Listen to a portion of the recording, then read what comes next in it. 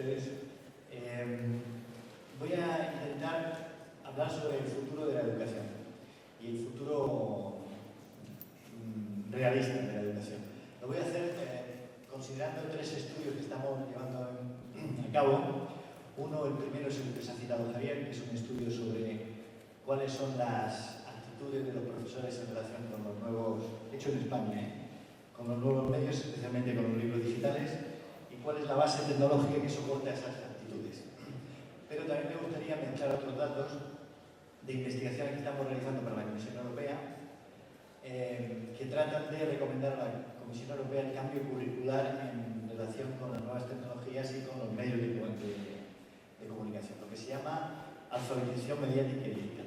Bien, este proyecto tiene un hito que es el próximo 26-27 de junio en París, que en la sede de la UNESCO se reúnen todos los ministerios europeos de cultura, de educación y todas las autoridades audiovisuales para tratar de consensuar un cambio curricular en relación con la alfabetización mediática. Es decir, cómo se puede educar en que tengan sentido crítico los jóvenes, sean capaces de usar los medios y hagan una sociedad más democrática y más feliz. Y de paso, en un desiderato, pues que se progrese económicamente. Y hay dos razones en Europa para hacerlo. Primero, es evidente porque estamos perdiendo el tren de muchas cosas en Europa, tanto en economía como en influencia geoestratégica, porque no estamos haciendo bien las cosas. Y en segundo lugar, porque, y por tanto, el tema de la alfabetización mediática es importante, porque es del que depende la innovación educativa. Y en segundo lugar, porque la escuela, en general, hablo de centros educativos y universitarios y de primaria, infantil, es de los pocos espacios sociales que van quedando. Ahora, dentro de poco, habrá un partido de fútbol, ¿no? El Sevilla contra el Benfica. Bueno, pues de pronto, en Sevilla, por supuesto, todo el mundo se va a ver la televisión. Pero ahí se consigue una audiencia de aproximadamente 20 y tantos millones de personas. 20 y tantos millones de personas que el 12 de junio, cuando empiece el Mundial, pues serán más y serán del mundo entero. Y el fútbol se está convirtiendo en un espacio público. En cambio, se están vaciando otros espacios públicos. Se está vaciando la conversación personal, se está vaciando la familia, se están vaciando infinidad de espacios que antes eran públicos, donde la gente debatía, dialogaba, se discutían temas, etc. Se está vaciando también la política, de alguna manera, ¿no? Y la economía seguro, porque la economía se está precarizando y se está haciendo un trabajo, digamos, aislado, ¿no? Se está exportando al trabajador que estaba en el mismo espacio a espacios de fuera, ¿no? Claro, este nuevo mundo necesita una nueva capacidad para gobernarlo y para enfrentarse a esto, ¿no? Y supone también una ruptura total de los códigos culturales a los que estamos habituados. Bueno, pues quiero hablar, por tanto, de este tema. Trataré de ser breve, media hora, para seguir la tónica y luego podemos charlar y discutir. Lo que vamos a hacer es una operación de futuro. ¿Por qué de futuro? No porque el futuro esté escrito, sino porque lo tenemos que escribir. Es como decía Goethe cuando se enfrentaba a un joven, decía, si nosotros tratáramos a las personas como son, probablemente la persona seguirá siendo lo que es, y esto en la educación es muy importante. Pero si lo tratamos como lo que puede ser, y lo tratamos como lo que debe ser, seguramente esa persona, ese joven, se convertirá en lo que puede ser y en lo que debe ser. Yo, con el futuro, creo que es un poco lo mismo. No existe de antemano, sino que hay que inventarlo. Y a esto estamos convocados todos, ¿no? Y en el campo de la educación, la primera convocatoria es al profesorado, pero no solo al profesorado, sino a la comunidad educativa, y tenemos la oportunidad realmente de inventar ese futuro. Porque el peso del pasado representará mucho menos que la fuerza que tenga el futuro.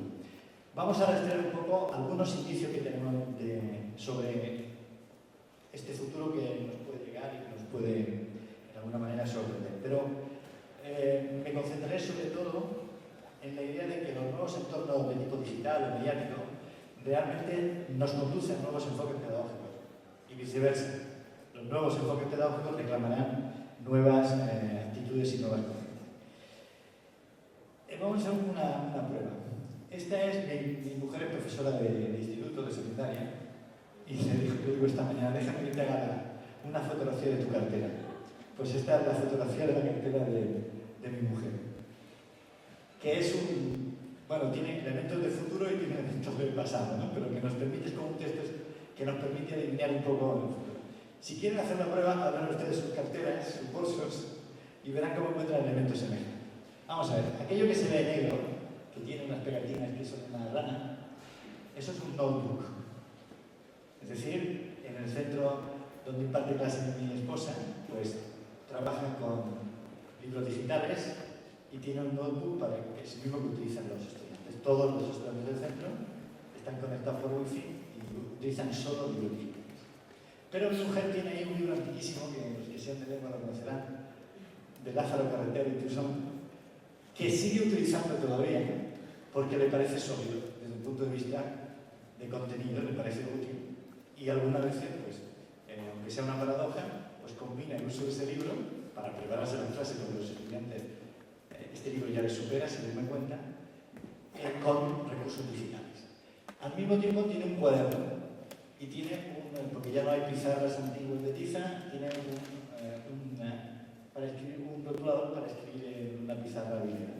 Pero tiene también una pizarra electrónica. O sea, además de proyector, tiene una pizarra electrónica en su clase. No digo yo que esto sea la situación general de todo el profesorado, pero poco a poco lo va a ir siendo.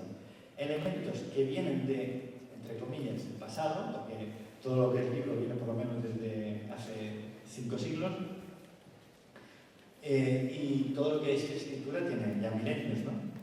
Y la escritura soportada sobre papel tiene milenios, mientras la informática es muy, muy reciente. Bueno, lo del abanico y el agua es porque deben tener las aulas como este salón de actos, ¿no? Donde se necesita de vez en cuando hidratación.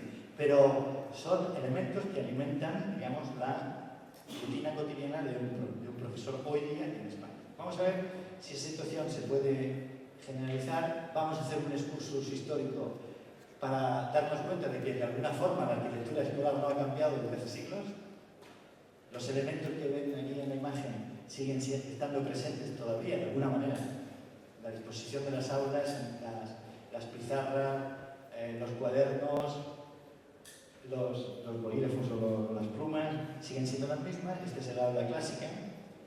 Muy probablemente, y les avanzaré algunos datos que tenemos sobre perspectiva de uso de ciertos dispositivos en las aulas para los próximos 5 años, pues se van introduciendo básicamente 3 conversiones. La primera, las pizarras antiguas dan paso a pizarras electrónicas o a proyectores, tanto una cosa como otra. Se utilizarán e-books o libros de texto digitales, tabletas del tipo que sea y ordenadores del tipo, a lo mejor son los Chromebooks, que no son exactamente los ordenadores a los que estamos acostumbrados, o serán una versión muy ligera de ordenadores que serán un híbrido entre tablets y PCs, pero ese es un gran cambio. Y luego el otro gran cambio es los contenidos.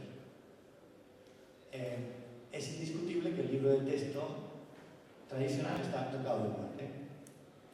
Es decir, será tarde o temprano, pero no más de 5 años estará sustituido en casi todas partes. No quiero decir, ustedes lo pueden comprobar, ¿cuántos de ustedes llevan reloj en la muñeca?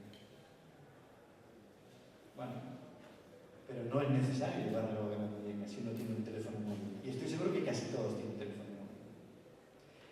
Conservaremos durante mucho tiempo una combinación de dispositivos que provienen de otra situación cultural, tecnológica, etcétera, etcétera, con dispositivos que pertenecen a un campo más presente o más actual. ¿Por qué llevamos reloj en la muñeca? Bueno, pues algunos por funcionalidad, para conocer mejor el tiempo, otros por estética, por gusto, por inercia, por costumbre, por lo que sea.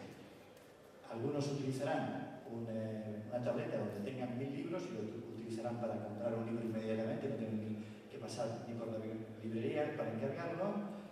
Otros, sin embargo, por lo mismo, al mismo tiempo, querrán subrayar con papel y lápiz el libro.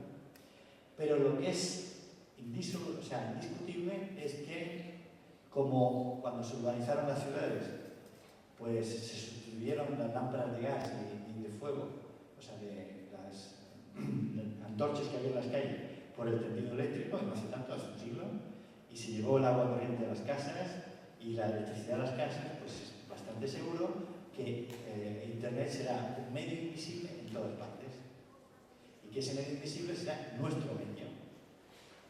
¿Cuántos diarios sobrevivirán, por ejemplo, en papel de aquí a unos años? En España, pocos.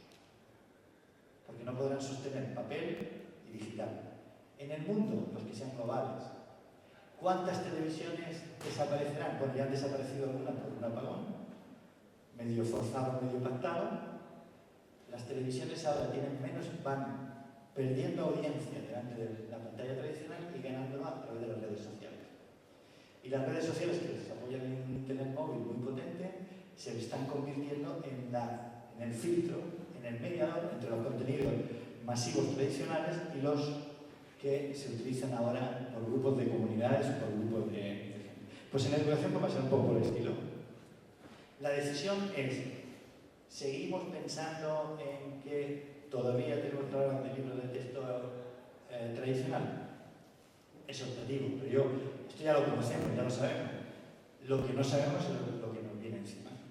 Sí sabemos, por ejemplo, que en muy poco tiempo, por los datos que sabemos, la facturación del libro digital en España relacionado con el texto ha pasado de 340.000 euros a 7 millones de euros. Todavía para llegar a los 800 millones de euros en España, que facturan el libro de texto, perdiendo, por cierto, al ritmo de entre 6 y 10% cada año, por tanto no hace falta pensar demasiado para saber que estamos en una caída importante, van a ser sustituidos por otros que llamamos mal llamados libros de texto digitales, pero que lo digital es seguro y que habrá una hibridación de ambos campos en todos los terrenos de la vida, es más seguro todavía. Pero uno va para abajo, otro va para arriba. Lo que yo propongo, y digamos es lo que se está debatiendo en Europa hoy día, es pensar el futuro, no pensar para atrás. Por eso he puesto de subtítulo de mi intervención, pues a ver si miramos hacia el futuro, ¿no? Vamos a intentar pensar cómo serán las aulas del futuro. Seguro que no serán arquitectónicamente como son ahora. Será muy difícil mover edificios, pero arquitectónicamente las aulas actuales impiden muchas de las actividades que se tienen que hacer en relación con la actividad educativa necesaria hoy día. ¿Cuál será el libro de texto del futuro? Una combinación, digo, entre dispositivos móviles, internet, digital, etcétera, etcétera, y papel tradicional. ¿Cuáles serán los grandes problemas del profesorado, no en España, sino en todo el mundo? Estos datos son investigaciones globales. Uno, lo digo para pensar también un poco hacia dónde tenemos que ir. Uno, hay más alumnos por aula.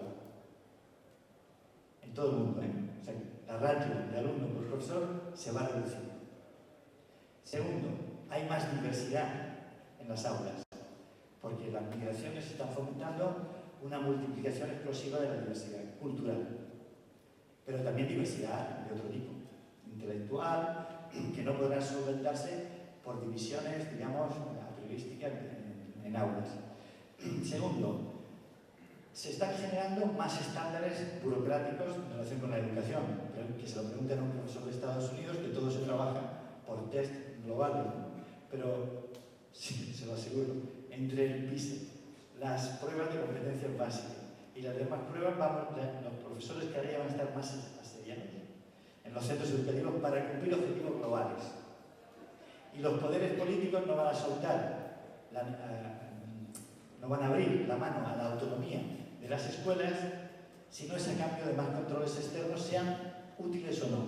Y todo esto multiplica la burocracia y multiplica la gestión burocrática de los centros. Y es uno de los problemas que está afectando en todo el mundo al profesorado.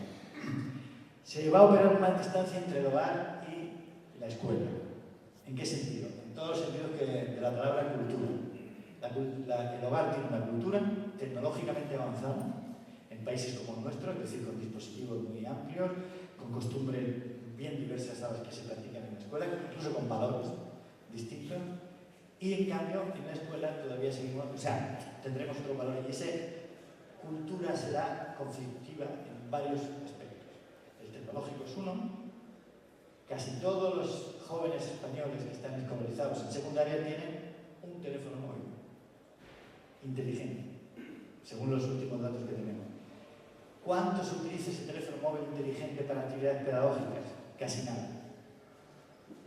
¿Cuántos dispositivos tiene un hogar español hoy día relacionados con los medios de comunicación?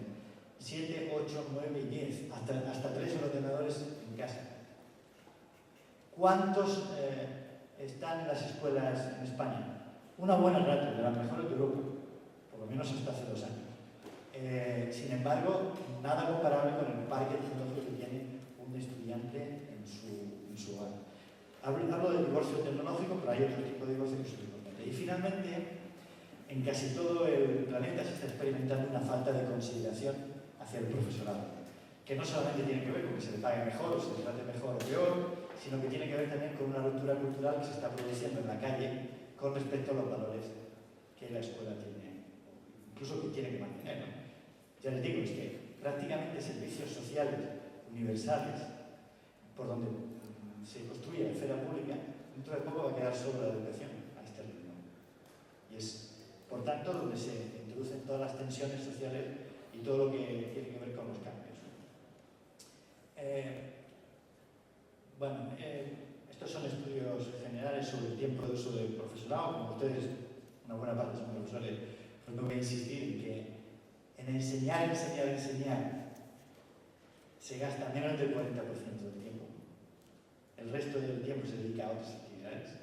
Y cuando digo enseñar, no me refiero solo a estar frente a los estudiantes en el aula, porque estar frente a los estudiantes en el aula tiene muchos componentes de tenerlos en orden, mantener su atención, etcétera, etcétera. Digamos, a la educación real se dedica poco tiempo, y este es uno de los problemas importantes en los que tenemos.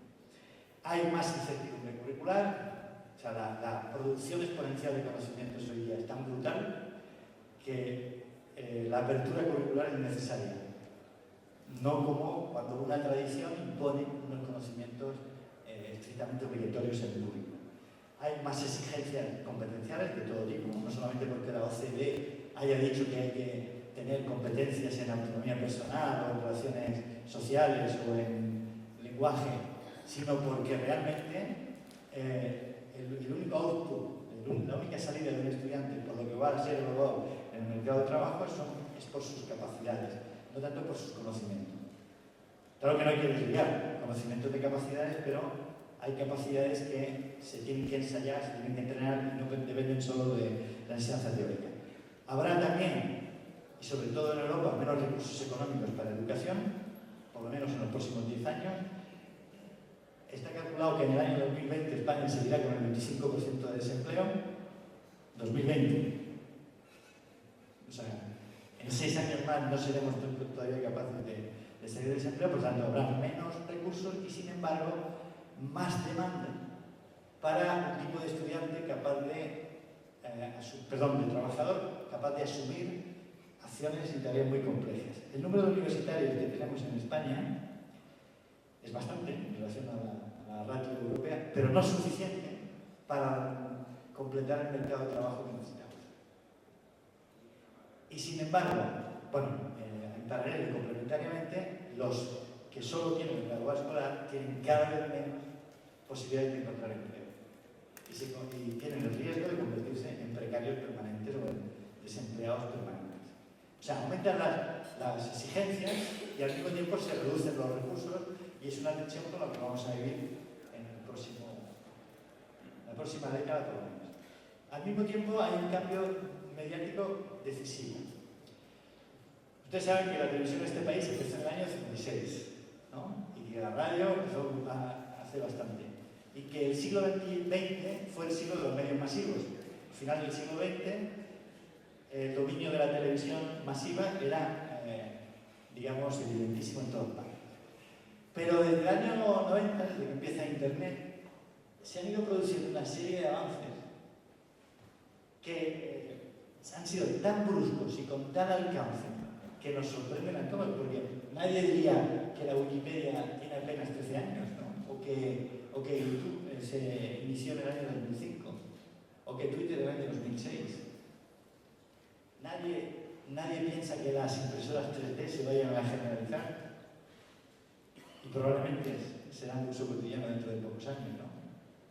Nadie imagina que tenemos allá en puertas el 4G para el teléfono inteligente, y lo tenemos ya en puertas, ¿no? Es decir, nadie hace unos años pensaba que podíamos consumir la televisión en el teléfono móvil como la que consumimos hoy, y más cuando entre en las siguientes generaciones de telefonía móvil. Por tanto, el cambio es cada vez más acelerado, más rápido, más importante.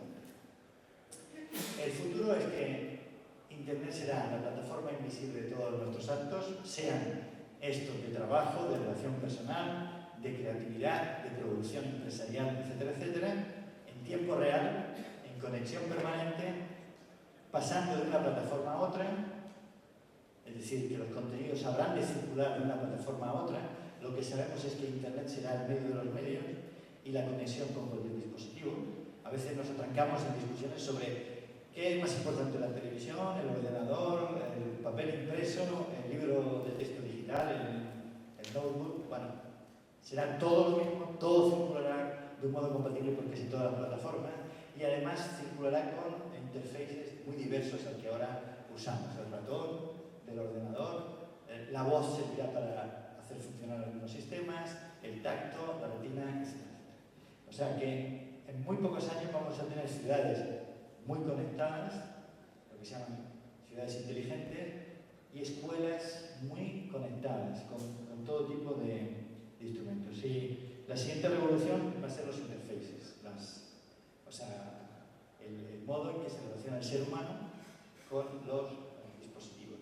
Y la tendencia es a crear una especie de híbrido entre máquina y persona, donde muchos de los chips que ahora son externos, de los interfaces que ahora son externos, se van a incorporar. Google Glass es un avance. Es decir, que llevaremos como un dispositivo en las gafas para ver ciertas cosas, pero no solamente serán las gafas, serán las huellas digitales, será la voz, será una infinidad, serán mesas que serán táctiles, objetos que responderán a inteligencia artificial y que se conectarán por Internet, y aquí la revolución educativa será bastante importante. Una previsión del futuro, según estudios que no hemos publicado todavía, pero que responden a España, y todavía vamos a tardar unos meses en publicarlo porque queremos cerciorarlo. Son diversas fuentes, pero más o menos responde a la siguiente situación. Entre el año 2014 y 2015 vamos a tener bueno, 2014 ya tenemos generalizado la computación en la nube, los apps. Hablamos de educación, hablamos de sistemas educativos. Los entornos colaborativos, sean a través de las plataformas que sean. El aprendizaje móvil va a tardar un poquito más, pero no mucho más. Se generalizarán entornos virtuales de aprendizaje. Cuestiones como la realidad aumentada, el aprendizaje analítico, y la geolocalización incorporada a la práctica educativa va a tardar unos pocos años más, pero no muchos más, porque los dispositivos ya están ahí.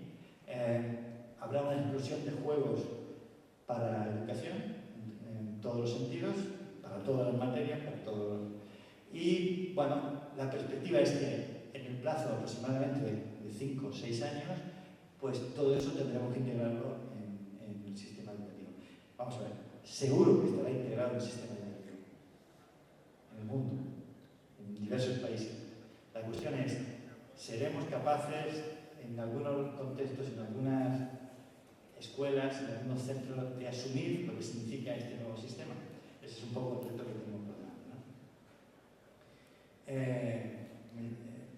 Esta diapositiva la he puesto para que vean que avanza inexorablemente lo que se llama el tiempo dedicado a los medios de comunicación.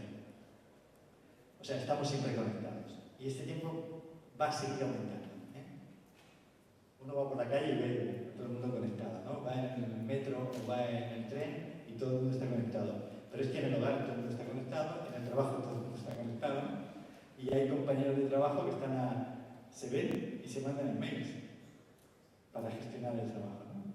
Y esa es bueno, es ambivalente lo que pueda pasar con esto, pero es una realidad a la que nos estamos enfrentando ya. Entonces vamos a crear una especie de burbuja mediática personal. Cada uno de nosotros va a tener un entorno de dispositivos para captar esa información y va a depender mucho de ella. Y esto lleva consecuencias para las escuelas en lo que son medios. Vamos a ir repitiendo un poco previsiones más detalladas. Un estudio que está publicado ya, que hicimos para Aula Planeta, daba un poco el dispositivo tecnológico en España. No está muy mal en lo que son centros educativos. Y las previsiones que se tienen son estas, ¿eh? O sea, que haya proyector en las aulas, pues, entre 2014 y 2015, en una buena mayoría, consideramos que un 60 y pico, 70% de aula va a ser así. Wifi en el aula tardará un poquito más, pero se va a ir aumentando con la fibra óptica, con el 3G, etc. Pizarras electrónicas, pues prácticamente en 2 cursos. Vamos a ver, pizarras electrónicas no llegaron a la totalidad porque se compatibilizarán con los proyectores, y a veces son más útiles los proyectores que las propias pizarras electrónicas. Luego, si puedes me lo diré por qué.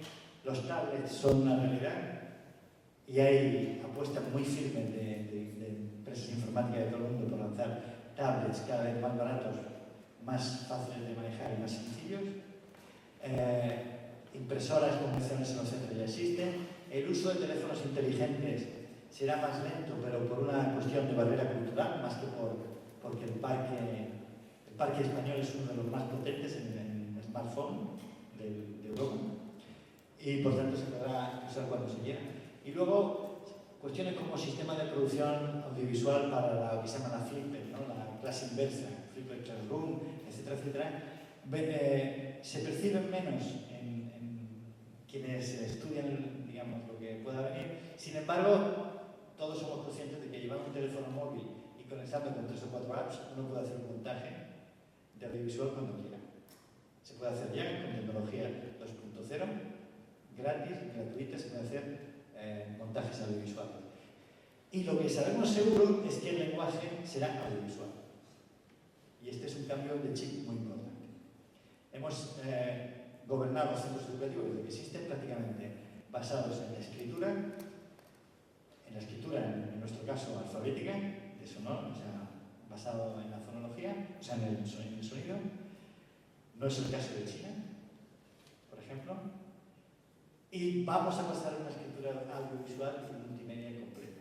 Cuando digo vamos a pasar a una escritura visual y multimedia, muchos de vosotros tendréis ya prueba de ello cuando los estudiantes prefieren hacer presentaciones en PowerPoint, o en vídeo, o en animación.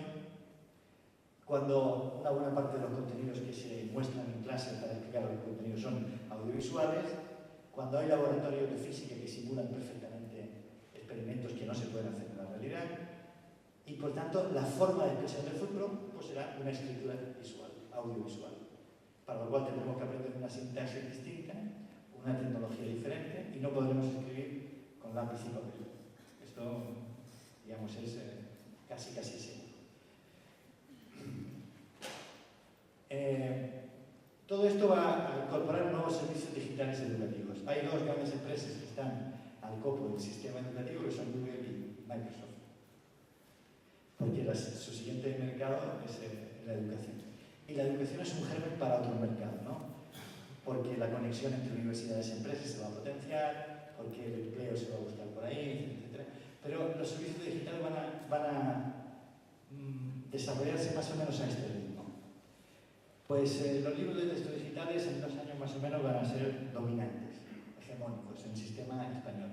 Los recursos educativos digitales en abierto ya se usan, obviamente, pero se incorporarán masivamente al uso de las aulas. Los blogs y microblogs en 2 años serán algo así como el cuaderno de notas de las aulas y de los grupos de trabajo y de los profesores. La computación en la nube es ya un hecho, o sea, y que va a irse ampliando. El tema de las redes sociales educativas está previsto que en muy poquitos años se creen comunidades de profesores que generan contenidos, que trabajan en común, profesores, o sea, también comunidades de estudiantes que aprenden en común. Ya se ha avanzado mucho en materia de idiomas o en materia de hermanamiento de escuelas para determinado trabajo por proyectos, etcétera, etcétera, eso también va a venir. Y luego pues habrá algunas que tardarán un poquito más, pero que se van incorporando detalladamente. Habrá una combinación entre dispositivos y métodos pedagógicos en esta materia. Me voy a saltar un poquito. Bueno, el futuro que diversas investigaciones, estudios y cambiar el aula y hacerla más creativa. Eso necesita una reconversión de espacios. Y una reconversión de tareas es una reconversión de mentalidades. Pero ese aula creativa pues, se va a ir haciendo a base de tres, Classroom, estudio y virtual, son tres ejes decisivos para la transformación del aula. Que tiene que ver con las funciones que se hacen dentro del aula. Básicamente, en el aula se exponen conocimientos. Hay un profesor que sube una tarifa como esta y expone, ¿no? Lo que estoy haciendo yo. ¿Vale? Bueno, la revolución en lo que es la tarea de exposición, pues empieza con la incorporación del audiovisual, pero va a acabar con la creación en red de material audiovisual compartido por comunidades de profesores para determinadas aulas. Otra cosa que se hace es el espacio en las aulas, el espacio de comprensión, de debate, de trabajo conjunto entre los alumnos, el profesor, o como quiera organizarlo quien tutore el proceso, ¿no? Se hace en un espacio, pero la verdad es que es mucho más difícil que nos sirva para otra cosa que exposición, esta disposición, perdón por la redundancia, entre una tarima y unos sillones, porque para una discusión necesitaríamos un espacio más circular, más igualitario, más móvil, más flexible, ¿no? Y habrá también otro espacio de generación de contenidos dentro del aula. De generación de contenidos de todo tipo que sirvan para proyectos, que sirvan para aprendizaje, para materiales didácticos, para relaciones, etc. Y es bastante posible que necesite una escuela dispositivos de conexión y de emisión hacia el exterior. Es decir, ahora se utilizan las webs, los blogs, etcétera, pero es bastante probable que se incorporen sistemas como el Hangout de Google o el Skype o las clases conectadas, porque cada vez será más fácil conectar unas aulas con otras y conectar prácticas y no solamente instrucción. Bueno, pues eso exigirá un cambio de dispositivos y un cambio de modelo de aula. Más o menos una visión de ese aula es un aula dividida en diferentes espacios de interacción, de presentación, de investigación, investigación, de intercambio y de desarrollo de algunos proyectos en común, ¿no? El gran lastre que tienen hoy las escuelas no son ni curriculares ni culturales, son arquitectónicos. En buena medida, los espacios arquitectónicos de nuestras escuelas proceden de hace 20-30 años, sino más. Y además con un periodo de amortización que normalmente ronda los 40 o 50 años. Ningún poder político se va a poder transformar esos espacios.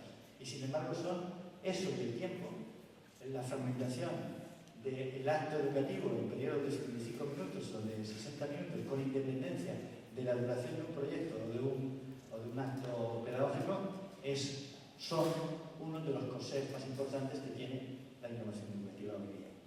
Y no hablaremos del currículum porque ya lo conocemos todos, ¿no? Pero el futuro pues, tendrá que ser otro, ¿no? No quiero cansarles con datos sobre la situación en España, pero sí decir que es imparable, que vamos hacia allá, queremos o no. Nadie renunciaría hoy a lavarse las manos con agua corriente en su casa, ¿no? Pues nadie va a renunciar a Internet y al uso de Internet en las aulas y en el trabajo. Todo el mundo lo ve imprescindible y eficaz. El problema es cultural, cómo lo asumimos, cómo lo dejamos de asumir. Pero me gustaría recalcar algunos elementos que en todos los estudios, encuestas de opinión, estudios cualitativos, se evidencian. Primero, que nadie discute Internet como elemento sobre todo de exploración y de información, con muchos inconvenientes, sobre todo el que se copia, el que han sustituido el hacer trabajos creativos, escribirlos, por la copia. Pero bueno, ya en las universidades nos estamos suscribiendo a sistemas de copia, de análisis de copia. Es muy fácil hacer con Google, ahora un poquito más difícil porque han limitado los caracteres de búsqueda, pero ya hay sistemas automáticos. Yo dirijo el doctorado de la Autónoma, de comunicación, pues todos los proyectos y tesis, antes de presentarse, pasan por el sistema de copia. 40% de copia. En estudiantes de doctorado. Ya, si ustedes pasaran sus trabajos sistemas de copia, El tanto por ciento resultante no sé cuál sería, pero seguro que es alarmante. Seguro que es alarmante. Pero hay sistemas de filtrar. Lo que es indiscutible es que Internet es un gran medio de exploración y de búsqueda de información. En segundo lugar, hoy día hay escuelas en España que tienen 100 lenguas dentro. Hay concretamente en Barcelona y en Madrid una escuela que tiene 100 lenguas en la propia escuela. O sea, estudiantes que proceden de diversas culturas con lenguas distintas, ¿no? No es ya el problema de que el profesor sea mejor o que sea peor, que lo que se aprenda sea más conveniente o más motivador, son puntos de partida muy diferentes. Es imposible gestionar en el aula con los medios tradicionales esta diversidad. Es imposible. Y confiamos en que haya dispositivos tecnológicos que permitan cosas muy mecánicas, como por ejemplo el aprendizaje de la ortografía para un recién llegado a España que no domina la escritura. ¿Por qué un profesor tiene que estar tantas horas corrigiendo la ortografía cuando hay sistemas inteligentes que pueden corregir la ortografía? Y hasta la sintaxis, ¿no?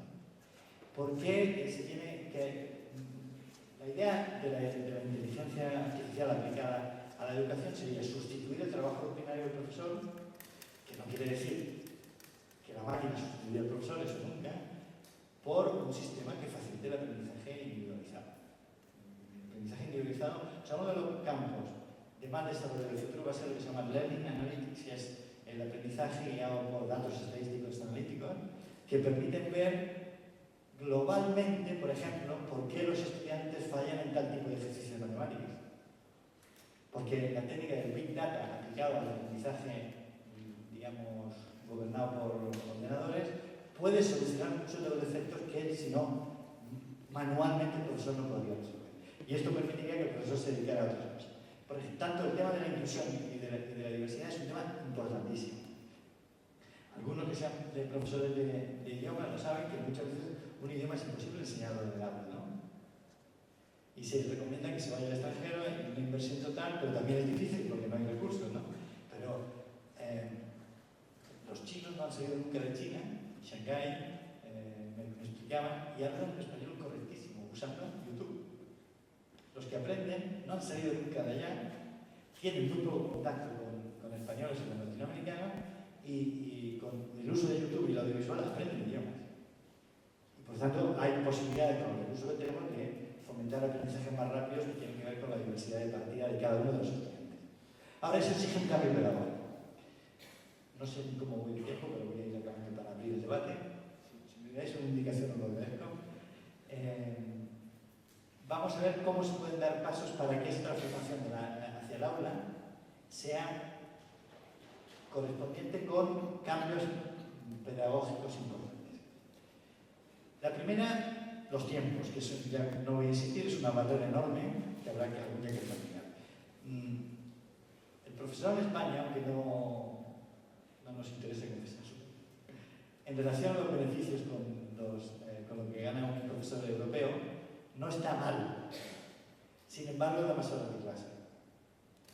Es decir, la hora de clase la cobramos menos que un profesor europeo, que la media de los profesores europeos, y nuestro salario es un poquito más alto. ¿Y para qué necesitamos dar tantas clases? Estamos forzando en algunos centros educativos a estudiantes a estar 7 horas o 6 horas y media, y cuando estudian y cuando trabajan. Y esto tiene que ver con una organización del tiempo y con una concepción de que las escuelas son una especie de reserva india, donde hay que mantener a los estudiantes, que no tiene nada que ver con la aprendizaje general que necesitamos. Por tanto, barrera de tiempos que habrá que superar. Del mismo modo, por ejemplo, que se puede superar el tráfico en las ciudades fomentando el teletrabajo en muchas ocasiones. Transformación y potenciación de la autonomía escolar del profesor en el aula, del centro, es una de las claves. Adaptación de las estrategias didácticas a los recursos existentes. Muchas veces se plantea con determinismo, ¿no? Y por eso se rechaza mucho, ¿no? El libro digital no me gusta porque me obligan a hacer tal cosa y porque no lo veo útil. Pues sí, y seguramente tienen razón. Si consideran que un libro de texto digital es un PDF copiado, es una fotocopia digital de un libro, porque eso no es un libro digital. no es un libro de texto digital, ¿no? Pero tampoco hay que, digamos, mitificar los libros de texto en papel. Un libro, en España se editan al año para el estudiante 8.000 títulos diferentes de libros de texto. 8.000. Si se incluyen los libros del profesor, los materiales didácticos y complementarios, 20.000 títulos que aparecen en España como materiales impresos textuales. Ahí hay libros de todo. Buenos, malos, mejores, peores, regulares, inútiles, simples, frívolos, serios, profundos, ¿no? Pues con los libros de texto digital o con los recursos digitales y con su uso, habrá de todo. Ahora estamos en la fase primitiva del libro de texto digital, en los primeros compases. ¿Cómo será el libro de texto digital del futuro? Vamos a ver alguna intuición que tenemos en mi grupo de investigación y me salto algunas cosas. Bueno, me salto cosas que saben, ¿no? O sea, que están que no son ninguna novedad, ¿no? Que las estrategias didácticas del futuro, pues, van a estar basadas en el trabajo cooperativo y en el juego, que el aprendizaje por sistemas de geolocalización va a ser muy importante, que vamos a hacer un aprendizaje analítico, que vamos a hacer un enfoque por resolución de problemas concretos, empíricos, con experiencias reales, ¿no? Que sirvan para solucionar problemas reales, que vamos hacia, bueno, lo de la Flipped Classroom, en las universidades sí, en los centros escolares de secundaria y primaria no, pero en las universidades el tema de los MOOCs, los cursos masivos, abiertos, etcétera, etcétera, está siendo como una especie de OPA de grandes universidades, sobre todo norteamericanas, que abrirán delegaciones muy pronto en todo el mundo. Porque no se puede competir con 7 premios Nobel que difunden sus cursos y que a continuación introducen recursos potentísimos para el aprendizaje y que pueden hacer una especie de OPA hostil de compra de acciones al servicio público universitario. Con la secundaria y con la primaria es mucho más difícil que esto suceda, pero que vamos a ir caminando poco a poco hacia una integración mayor de recursos audiovisuales, con toda seguridad, del cine, de la televisión. Muchas televisiones están ya produciendo. La Unión Europea de Radiodifusión, que lo peor que hace es el concurso, en realidad es un lobby de televisiones públicas, está creando un banco europeo de recursos audiovisuales para la educación, en común, para ponerlo al servicio de las escuelas, ¿no? Donde están localizando los mejores fragmentos de educación para que se puedan adaptar al uso, pues, digamos, normal de la educación, ¿no? Eso formará parte de la Flipped Classroom, que no me parece que sea una gran invención tampoco, ni un gran descubrimiento. ¿Vale? Lo digo, yo había dirigido el Departamento de Televisión Española de Educativos, y lo de disponer, en los años 90, en disponer audiovisual para la educación en toda Europa era ya hecho. Pero se disponían producciones para la educación producidas pues, por la BBC o con dinero, de calidad y de utilidad. A mí la Flipped Classroom, tal y como está funcionando, y muchos de los MOOCs, me parece una pérdida de calidad con respecto a los materiales audiovisuales que están incluso hoy día disponibles, ¿no? Pero para eso hay que exigir que los poderes políticos inviertan más en que algunas de las televisiones, pues, bueno, se pueden liquidar o no, no soy partidario de que se liquiden, pero no piensen solo en competir en términos comerciales, sino que generen riqueza para toda la cultura y sobre todo para el sistema educativo, ¿no? Riqueza audiovisual. Bueno, el tema de las competencias básicas es indiscutible y las competencias se van a ir sofisticando con los niveles de educación. Y podemos imaginar cómo puede ser el libro de texto ideal, ¿eh? Pues bueno, pues en primer lugar hay que pensar que el libro de texto no tiene un autor, tiene varios. Y que por tanto sea una especie de crowdsourcing, o sea, de un libro creado masivamente.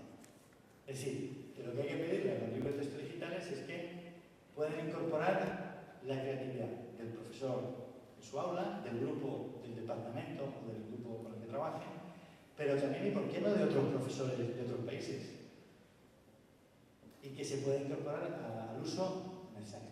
Que los estudiantes puedan también incorporar sus trabajos y sus descubrimientos y sus experiencias, ¿no?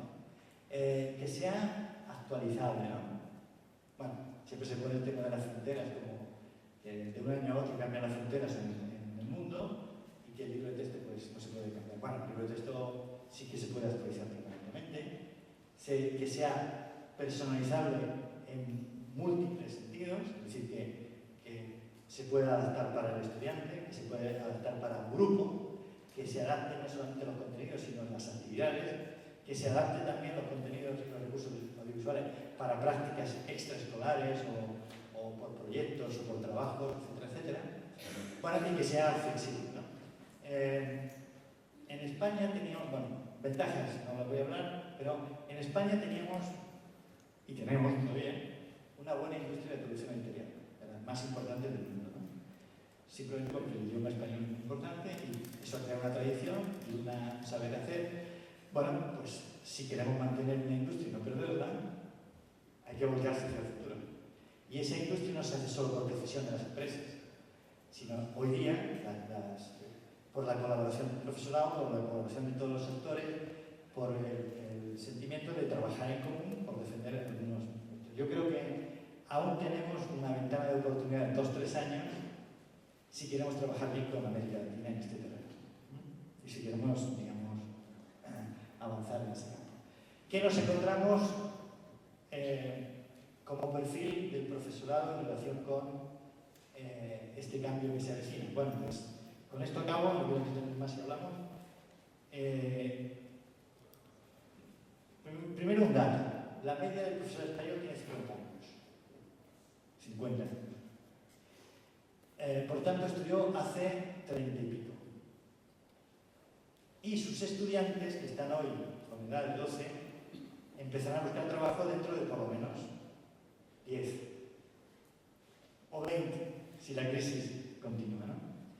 Si el profesorado tiene la tendencia a gobernar su práctica con la nostalgia del recuerdo de lo que fue su sistema educativo en donde se formó, no solamente está yendo 30 años para atrás, sino 50.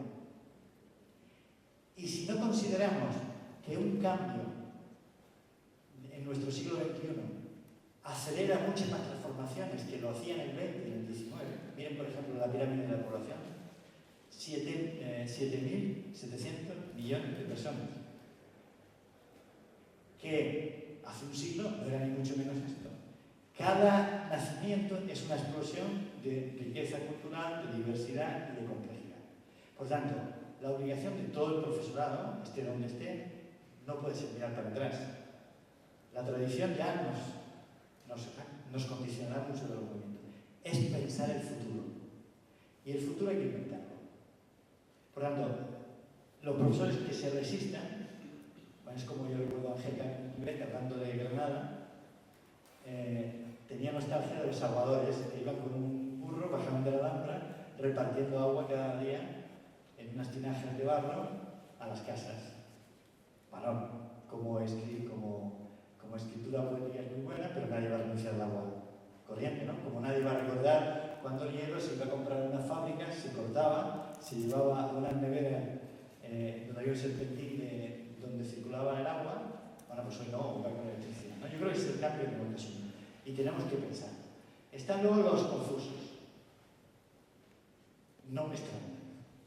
Los perplejos tienen mucha incertidumbre, es muy difícil conocer lo que está pasando, hay mucha inseguridad en la política educativa, mucha inseguridad, si no, no habría tantas leyes, y una gestión bastante nerviosa en ese sentido, ¿no? Y ansiedad. Los pragmáticos son los que tienen pues una combinación de la maleta como la de mi mujer, ¿no? No creen nada en las tecnologías, siempre se queja de lo que yo le hablo, pero poco a poco va entrando, ella no sabe prescindir de internet, del notebook, pero observa, y son pragmáticos, son prácticos, o sea, resuelven en cada situación con los medios que tienen, las posibilidades que tienen y la necesidad que tienen. Los convencidos, pues son los que poco a poco van pasando del pragmático al convencimiento, son activos y son los que más contribuyen a un cambio inteligente, entre comillas, me perdonan la expresión, en relación con las tecnologías y con la innovación educativa. Y los peores son los apóstoles. Los apóstoles son aquellos que se sienten misioneros, encargados por una luz que van por delante de todos y que crean una especie de obligación ético-moral bajo pecado y amenaza de excomunión si no estás a la última. Y si no conoces tal cosa, o si no has contestado un mail hace 3 minutos. Bueno, son los que peor ambiente crean, porque realmente la incorporación sensata, razonable, en nuestro país y en cualquiera de las innovaciones son las que se asumen de un modo reflexivo, crítico, práctico, con una funcionalidad clara y que nos dé menos trabajo del que teníamos, es decir, económico. Si incorporar una tecnología nos va a dar más trabajo, nos va a dar más quebraderos de cabeza, nos va dando más complejidad y no va a resolver los problemas, ¿para qué sirve? Y si encima tenemos predicadores al frente, peor. Yo creo que lo que tenemos en nuestro país, hablo de España, por delante, pero también hablo de Europa, es un trabajo conjunto mediante el diálogo y el consenso entre los grandes actores de la educación. Primero, las familias, que en buena parte son una rémora para el progreso de la innovación educativa. En buena parte. No sé si hay algún representante de entidades familiares, pero lo voy a matizar esto. Es decir, han delegado la educación en los centros educativos. Y no puede ser. Porque el centro educativo es un coadyuvante más a la educación y a la formación, no puede ser. En segundo lugar, el profesorado. El profesorado en España tiene muy buenas capacidades, muy buenas posibilidades, muy buena formación, mucha gente mayor y joven capacitada como para salir adelante. La política, no quiero ni mencionarlo, y la industria. En el buen sentido del término, todos los recursos digitales nos pueden llamar de nuevo a la época en la que apareció la fotocopia o apareció el vídeo y todos los profesores nos pusimos a hacer nuestro propio libro de texto usando la fotocopiadora o nuestro propio vídeo utilizando las cámaras que en aquel momento no eran ni vídeo de cine de Super 8. No. Es lógico que haya una industria. Que sea la industria actual o no, que alguna industria se adapte o no, pero es lógico que sea la industria la que de alguna manera invierta, genere contenidos de calidad, desarrolle tecnología. Ahora, la industria a la que se le exige. Que haya un público crítico, eficaz con la industria, que diga justamente, yo lo que necesito es esto. No que lo que tú me quieras vender. Ahora Microsoft quiere hacer la gran revolución de la educación poniendo cámaras en las aulas para grabar la clase del profesor. Y en teoría para convertir esto en un bagaje de aprendizaje del profesorado. Bueno, pues así a lo mejor no. Así sin cámara seguramente protejo la privacidad de mi aula. Es algo importante. Pero un diálogo necesario. Bueno, pues ese diálogo hay que celebrar que se pueda realizar en sitios como este y me callo. Sí, te atiendo a preguntas ya. Bueno, comentarios.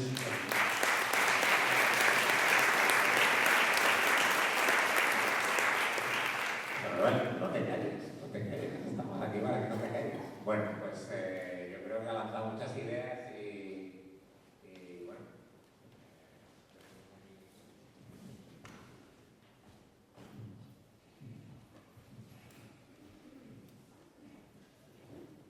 Hola, buenas tardes. Bueno, en primer lugar, pues transmitir la enhorabuena por las jornadas, pero bueno, voy a tratar de ser un poco crítico. Bueno, y decir que, bueno, no sé si yo soy un maestro de escuela pública, no sé si estoy en las jornadas apropiadas. Quiero decir que estoy oyendo y viendo cosas maravillosas, fantásticas. Soy secretario y coordinador de TIC. El dinero no llega tarde, llega mal. Hay proyectos de formación en centros sin pagar. Contamos con una pizarra digital. Tenemos unos recursos súper ilimitados. Yo, bueno, pues hoy vengo aquí en representación de mi claustro. Tengo que comunicar qué he visto, qué he oído y no sé qué hacer. No sé qué decir mañana cuando vaya a mi cole. Entonces, bueno, pues un poco por ahí, decir cómo explicar todo esto, iPads, tabletas, pizarras digitales. me parece maravilloso, con un claustro joven, con ganas de trabajar y con recursos que no hay. Y no es nada personal hacia vosotros, ni a él, por supuesto, que me ha parecido una ponencia brillante y quería dejarlo ahí en el aire. Seguramente no hay una respuesta, pero yo mañana tengo que dar la cara y decir qué he visto, qué he oído y qué conclusión sacar de todo esto. Mira, te cuento, no sé si te sirve la respuesta, pero no. Sí. Yo no fui nacional de escuela, claro. Y además soy profesor también de la Universidad Pública. Pero o damos un salto adelante o nos quedamos atrás. En el sentido de que, a ver, cuando me visitan muchos, todos tenemos amigos fuera de Europa, ¿no? Y fuera de España. Y vienen a ver de Latinoamérica o de África, o de Nigeria o de Egipto, de Marruecos, donde dicen, hombre, estáis en crisis, pero ya me gustaría que estuvieseis vosotros en la crisis que estamos nosotros, ¿no? No sé, pues. El año pasado hacemos un seminario en Egipto, ya este año no se puede hacer porque aparte de que hubo 700 muertos, pues hay miles y miles de presos en la cárcel, no tienen forma de sobrevivir, no vamos a hablar de Nigeria, no vamos a hablar de la mayoría del mundo. O sea, nosotros tenemos la obligación moral de no desanimarnos, de no convertirnos en nihilistas. Esto decía Albert Camus, es que el nihilismo conduce al fascismo. Y el nihilismo si es el reconocimiento de la impotencia. Bueno, pues en tiempos difíciles, en tiempos duros, es cuando hay que aprovechar los recursos para hacerlos más económicos y más factibles y más asequibles. Claro que algunos dependen de inversiones que no decidimos nosotros, ¿no? Pero, por ejemplo, me decían cómo en Nigeria estaban llevando adelante una detección precoz de glaucoma y de algunas enfermedades a través de una app con un teléfono móvil. El procedimiento tradicional para detectar esto era una especie de ambulancia móvil que iba por las aldeas y tenían que hacer no sé exactamente, una campimetría, me parece que era, y la tensión ocular, ¿no? Pues con el desarrollo del teléfono móvil, que existe en África, se pueden curar hoy y detectar muchas enfermedades que acaban en ceguera. Bueno, yo creo que con tecnología cada vez más barata se pueden hacer muchas más cosas. O sea, la media de gasto en España por estudiante, menos en primaria que en algunos otros aspectos, pero la peor financiada es la universidad, aparentemente, es de 6.000 euros por año, por estudiante. Son datos oficiales publicados por... O sea, el Estado gasta, sumando las autonomías, 6.000 euros por año por estudiante de media. ¿Están bien invertidos? Probablemente no. ¿Cuánto consume un estudiante por libro papel año de media? 120 euros. ¿Están bien invertidos cada año 120 euros? Las soluciones, el préstamo, el papel, el préstamo, no lo sé. Pero 120 euros dan para mucho. Pueden dar para mucho. Lo que yo creo que hay que hacer es un esfuerzo de encontrar soluciones. Cada caso es cada caso, que no pasen por un gasto enorme, y la tecnología cada vez se está haciendo más ligera, pero que asegure una cierta continuidad. El peor derroche que se hace, y no nos damos cuenta hoy en educación, es que una clase brillante de un profesor es efímera. Es una genialidad delante de 20 o 30 estudiantes, que se consume como una cerilla. Es decir, que una vez acabada, ha muerto. Bueno, sí, en la mente del estudiante, en la formación del estudiante, etc. Pues desde un punto de vista económico, ¿por qué no intentamos capitalizar buena parte del esfuerzo? Y luego lo socializamos, de los profesores. ¿Por qué no distribuimos mejor y repartimos mejor? Es mucho más económico y más solidario. No sé si estas jornadas son o no el lugar adecuado para hablar de esto, pero desde luego que es un reto educativo seguro. Si yo me he preparado bien una clase y esa clase da resultado, ¿por qué esa clase o esa actividad o ese material se queda en mi aula? Lo puedo expandir, ¿no? Ya, de hecho ya se está poniendo en común en muchas actividades. Y Y eso es una forma de capitalización inteligente del esfuerzo, del trabajo. Bueno, se pueden encontrar muchas más, ¿eh?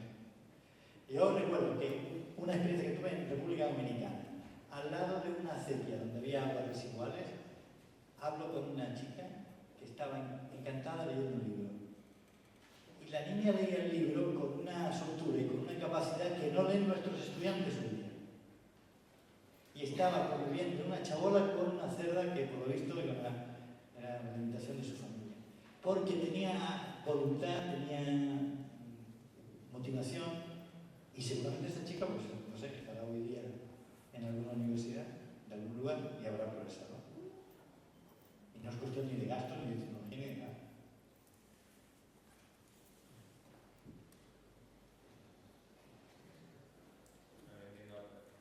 Yo entiendo perfectamente lo que dices aquí de, no sé de qué colegio.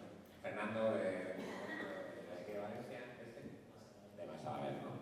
Yo lo único que puedo decir, visito muchos colegios y evidentemente hacemos una charla del Castor College, ¿no? Evidentemente no. Castor College, pues podemos haber visto también una charla de uno de los, no sé, 15 colegios que hay en Valencia, ¿no? Y bueno, entre ellos está una cosa. Mañana vamos a ver el colegio, una charla de un colegio diocesano. Mañana vamos a ver una charla de un colegio diocesano que está en un pueblo que se llama Benaguasí. Y colegios diocesanos habrá en Valencia pues 60. Pues este hace cosas que no hacen los demás.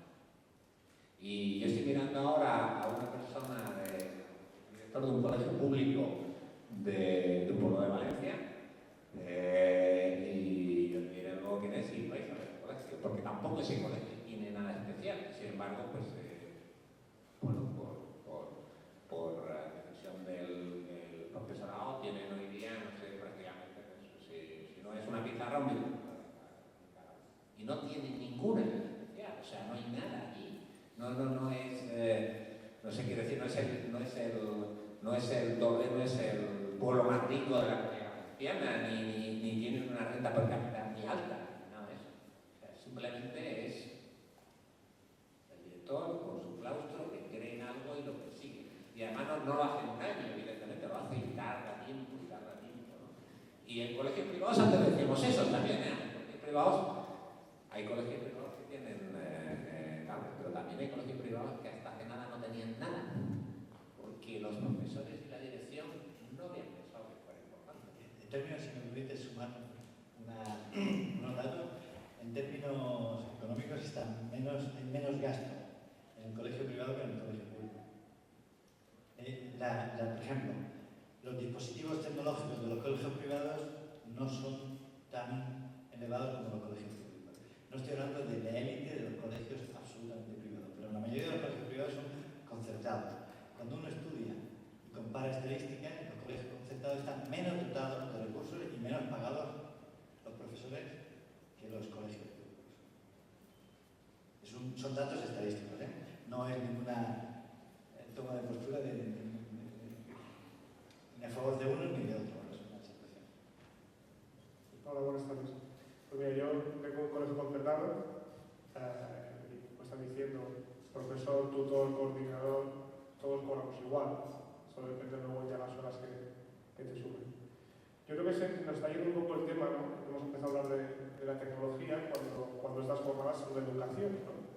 En cuanto a las posiciones ante el cambio, yo veo que sí, que el cambio tecnológico está ahí. Todos nuestros alumnos, tengan o no en el colegio, viven alrededor de numerosos dispositivos electrónicos. Tenemos que saber guiarlos hacia un término más pedagógico, pero yo creo que el cambio tiene que estar en la propia aula, en la propia gestión del aula. Nos da igual tener 30 tablets, 30 dispositivos móviles en nuestras aulas, si el profesor va a continuar utilizando de manera magistral sus clases, ¿no? Muchas veces cuando nos vienen a hacer las formaciones, pues nos viene gente de Apple, gente de Android, y nos explican las capacidades y las maravillas de estos dispositivos. Pero realmente lo que nos está haciendo es establecer una gestión de aula con esas tablets o con esos dispositivos. Yo por mucho que veo y he visitado colegios donde se han implantado el modelo 1 a 1, llegas y realmente ni todos los días se utiliza la tableta o dispositivo, ni en todas las horas se utiliza completamente esa tableta. Es decir, el cambio sobre todo ha empezado con un cambio del profesor. El profesor ahora, en lugar de estar dando 50 minutos la clase, él hace una clase de una forma magistral durante 15-20 minutos y el resto los alumnos trabajan y al final de la hora los alumnos, se hace un feedback a los alumnos o se corrige lo que se haya hecho y luego se presenta el trabajo al día siguiente. ¿Vale? El alumno en su casa, si no hay dispositivos electrónicos en el aula, él lo utiliza en clase y al día siguiente lo presenta en clase, en modo de PowerPoint con un proyector. Yo creo que hay que empezar un poco por ahí. No sé tú cómo lo ves desde tu estudio. A ver, yo no he tenido experiencia de educar en primaria ni secundaria. Lo veo con mis estudiantes de universidad, que no tiene que ver con otra cosa, pero a ver, a mí siempre me ha parecido que la pedagogía, el discurso que hay en torno a la pedagogía, a la didáctica, a la educación, a ver, es un discurso muy fundado que lleva muchos siglos, que no es necesario descubrir el Mediterráneo. Es decir, que uno hable hoy día de enseñanza socrática, el diálogo, pues hombre, se refiere ya a Sócrates. Que uno repasa a John Dewey, repasa a María Montessori, repasa a Rousseau incluso, y tiene los principios básicos de la pedagogía y además se convierten en filosofía, porque hoy día la solución de problemas es una novedad realmente lo de la solución de un problema, el esquema de solución de un problema es realmente una novedad que no existiese ya con la ilustración y con la ciencia. No, no es una novedad. El tema de el trabajo por proyectos, ¿realmente pensamos que esto es novedoso? Si es la tecnología del taller de aprendizaje, digamos, bueno, desde Leonardo da Vinci hasta ahora. Es que pensamos que muchas de las cosas que estamos proclamando como el aprendizaje significativo y el cognitivismo son inventados desde ahora. No están inventados desde ahora. O sea, hay una gran base filosófico-ética, moral, pedagógica y tiene mucha tradición. ¿Vale? Entonces, obviamente es lo primero en todo, porque, no sé, a mí me parece que una clase es como un baile, ¿no? Como una actuación teatral. La música no te puede imponer, digamos, lo que pasa allá, ¿no? Sino que se tiene que vivir en común y eso es una vivencia personal. Ahora, pensar que la tecnología es solo instrumental o determinante, esto es una estrategia comercial, sobre todo si es tecnología no flexible, pero no es neutral, Por ejemplo, si uno compara cómo piensan con un lenguaje, digamos, icónico y cómo se piensa con un lenguaje alfabético, se piensa de un modo muy distinto. ¿Y cómo se registra la realidad? Si tienes una grabadora o tienes una máquina de fotografía o tienes que dibujarla, o sea, la tecnología influye. Desde McLuhan sabemos que los medios crean la mente y sabemos que las tecnologías son una ortopedia intelectual. O sea, que proyectamos nuestra inteligencia fuera. Por lo tanto, lo que tenemos que ser críticos con ellas, pero incorporarlo, ¿no? Entonces, no habrá cambio pedagógico sin cambio tecnológico y viceversa. No habrá cambio tecnológico en la educación si no hay cambio pedagógico. Pero es una realimentación puntual. No manda la tecnología sobre la pedagogía. Ni siquiera la pedagogía que quiere excluir la tecnología, Ni siquiera la pedagogía que quiere excluir la tecnología. Necesitamos un pensamiento nuevo y sólido.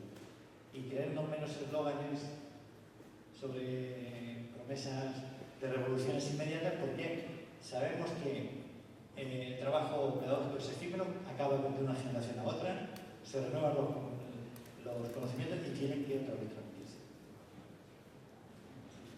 Yo lo que no quiero es que pierdas el tren. ¿Qué has hecho entonces ahí? ¿Qué hora es? No se me lo ve. No, pero ¿qué? No, que una última pregunta, si queréis, y pasamos ya a hacer el sorteo. Y bueno, es que cierra de todas maneras a las 8, nos cierran y nos echan, con lo cual. Bueno, Pues muchas gracias a todos.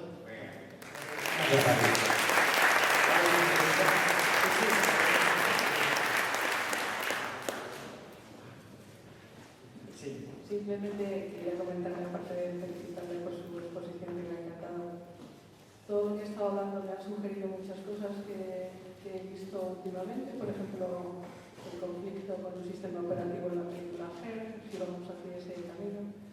Pero lo que más me ha recordado es el impacto que me produjo ver la conferencia de Sugata Mitra en los Tech Talk o TikTok, o bueno, las conferencias TED, y su proyecto de Healing the World y la capacidad que tienen unos niños que no tienen absolutamente ningún conocimiento de una lengua y de una tecnología, cómo son capaces de crear conocimiento. Entonces quizás creo que lo que más me impacta de la tecnología es esa capacidad de descubrimiento, muchas veces de manera autónoma y sin necesidad de guías. Respondo. Yo creo que la tecnología hay que perderle miedo. Claro, yo he estado más, digamos, vengo más del mundo de la comunicación, he estado más siempre cerca de los medios, ¿no? Y también con la informática y con las editoriales. Se puede hacer todo. Se puede hacer todo, es ponerse a disposición del público. Y lo que yo creo que tenemos que renovar es que antes se imponía todo, es decir, uno determinaba a tal hora el público español va a ver tal programa de televisión y no había discusión posible. Y hoy día no, hoy día hay que dialogar, hay que hablar con el público, y ya me refiero al profesorado, me refiero al sistema educativo, y adaptarse a lo que se necesita realmente, y no querer imponer con cosas de fuera. Y desde luego, el aprendizaje, la cultura y todo es una vocación, es una pasión, eso se vive, ¿no? Como experiencia, es que no todos tienen esa vocación.